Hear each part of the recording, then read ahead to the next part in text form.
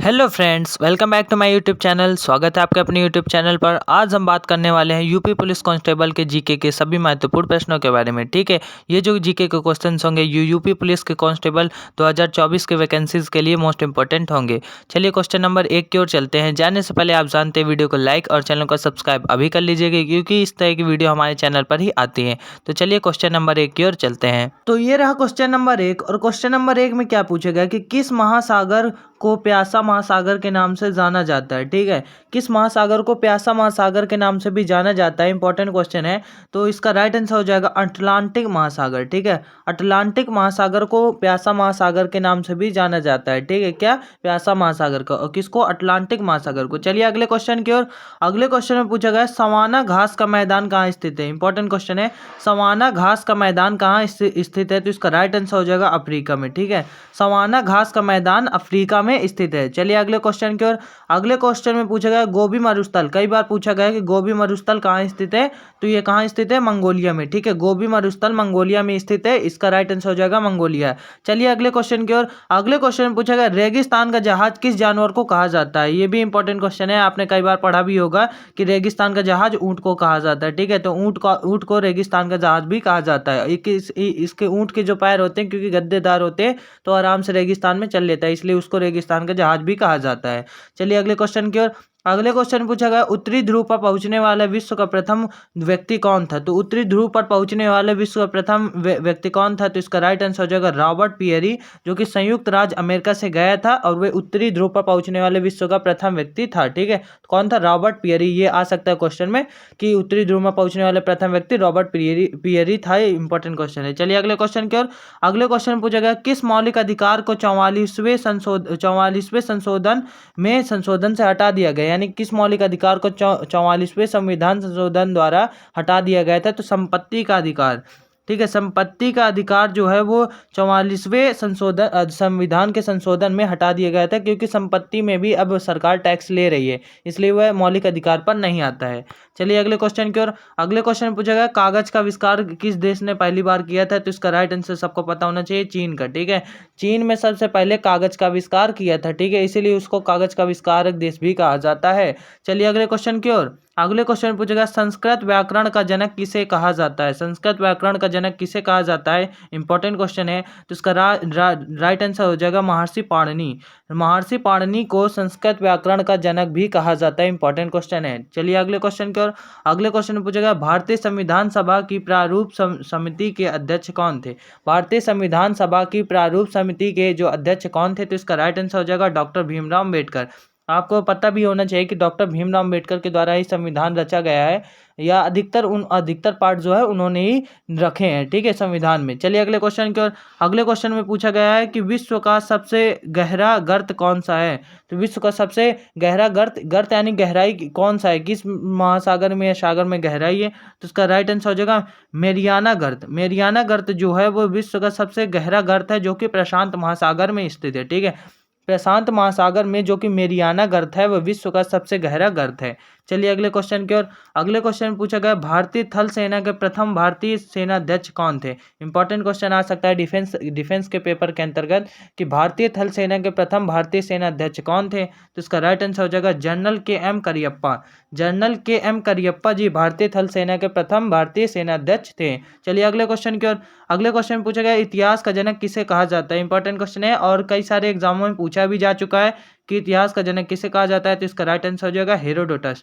यानी हेरोडोटस को भारत का इतिहास का जनक भी कहा जाता है। ठीक है, किसको, हेरोडोटस को। चलिए अगले क्वेश्चन की ओर।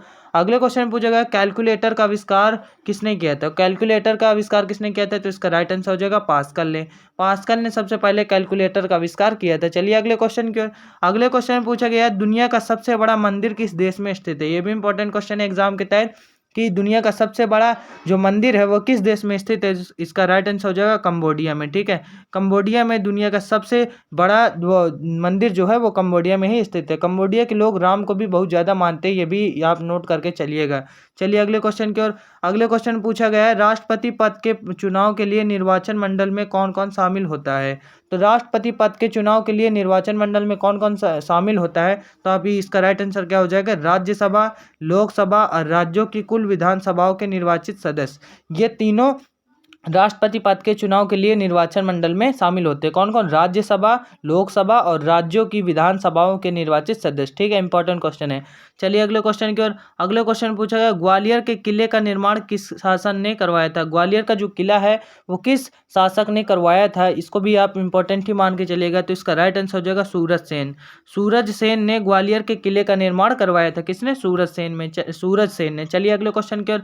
अगले क्वेश्चन पूछेगा, ईमेल का आविष्कार किसने किया था? इंपॉर्टेंट क्वेश्चन है, ईमेल का आविष्कार किसने किया था? तो इसका राइट आंसर हो जाएगा वी शिवा अय्यरदुरई। शिवा अय्यरदुरई यानी जो भारतीय अमेरिकी वैज्ञानिक थे, जो कि हमारे भारतीय मूल के थे, वी ए शिवा अय्यरदुरई। शिवा अय्यरदुरई ने ईमेल का आविष्कार किया था। चलिए अगले क्वेश्चन। और ये भारतीय अमेरिकी थे, ठीक है, जो कि भारत से हटकर अमेरिका में रहने लगे, उनको भारतीय अमेरिकी कहा जाता है। चलिए अगले क्वेश्चन की ओर।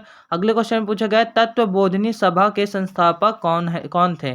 तत्वबोधिनी सभा के संस्थापक कौन थे? तो इसका राइट आंसर हो जाएगा देवेंद्र नाथ टैगोर। देवेंद्र नाथ टैगोर जी तत्वबोधिनी सभा के संस्थापक थे। चलिए अगले क्वेश्चन की ओर। अगले क्वेश्चन पूछा गया, मोहम्मद गोरी ने पहली बार भारत पर आक्रमण कब किया था? मोस्ट से भी मोस्ट इंपॉर्टेंट क्वेश्चन है। इतिहास के जो सेशन होगा, ये सेक्शन जो होगा पेपर में, उसमें बहुत ज़्यादा इंपॉर्टेंट है कि मोहम्मद गोरी ने पहली बार भारत पर आक्रमण कब किया था? तो उसका राइट आंसर क्या हो जाएगा? सन 1175 ईस्वी में। ठीक है, सन 1175 ईस्वी में मोहम्मद गोरी ने पहली बार भारत पर आक्रमण किया था। चलिए अगले क्वेश्चन की ओर। अगले क्वेश्चन पूछा गया, भारतीय मानक समय किस रेखांश पर अपनाया जाता है? भारतीय मानक समय किस रेखांश पर अपनाया जाता है? तो इसका राइट आंसर हो जाएगा 82.5 डिग्री पूर्वी देशांतर, यानी 82.5 पूर्वी देशांतर के रूप में भारतीय मानक समय की रेखांश अपनाया जाता है। कौन सा? 82.5 डिग्री पूर्वी देशांतर के रूप में। ठीक है, चलिए अगले क्वेश्चन की ओर। अगले क्वेश्चन पूछा गया, अंध महाद्वीप किस महाद्वीप को कहा जाता है? इंपॉर्टेंट क्वेश्चन है, अंध महाद्वीप किस महाद्वीप को कहा जाता है? तो इसका राइट आंसर हो जाएगा अफ्रीका महाद्वीप। अफ्रीका महाद्वीप को अंध महाद्वीप के नाम से भी जाना जाता है। चलिए अगले क्वेश्चन की ओर। अगले क्वेश्चन पूछा गया, कंप्यूटर को हिंदी में क्या कहते हैं? इंपॉर्टेंट क्वेश्चन है, कंप्यूटर को हिंदी में क्या कहते हैं? तो कंप्यूटर को संगणक कहा जाता है हिंदी में। ठीक है, क्या कहा जाता है? संगणक। ठीक है, कंप्यूटर को हिंदी में संगणक कहा जाता है। चलिए अगले क्वेश्चन की ओर। अगले क्वेश्चन पूछा गया, विश्व का सबसे लंबी पर्वतमाला कौन सी है? विश्व की सबसे लंबी पर्वतमाला कौन सी है? तो इसका राइट आंसर हो जाएगा एंडीज पर्वतमाला। ये मोस्ट इंपॉर्टेंट क्वेश्चन आ सकता है कि विश्व की सबसे लंबी पर्वतमाला कौन है? तो वो है एंडीज पर्वतमाला। चलिए अगले क्वेश्चन के। अगले क्वेश्चन पूछा गया, कौन सी जल संधि उत्तर अमेरिका महाद्वीप को एशिया महाद्वीप से अलग करती है? ये भी इंपॉर्टेंट क्वेश्चन है कि कौन सी जल संधि उत्तर अमेरिका महाद्वीप को एशिया महाद्वीप से अलग करती है? तो उसका राइट आंसर हो जाएगा बेरिंग जल संधि। बेरिंग जल संधि उत्तरी अमेरिका को महाद्वीप को एशिया उत्तरी अमेरिका महाद्वीप को एशिया महाद्वीप से अलग करती है। कौन सी? बेरिंग जल संधि। ठीक है, चलिए अगले क्वेश्चन की ओर। अगले क्वेश्चन पूछा गया, रूस की संसद का क्या नाम है? तो रूस की संसद का नाम क्या है? ड्यूमा। ठीक है, इंपॉर्टेंट क्वेश्चन है, रूस की संसद का नाम है ड्यूमा।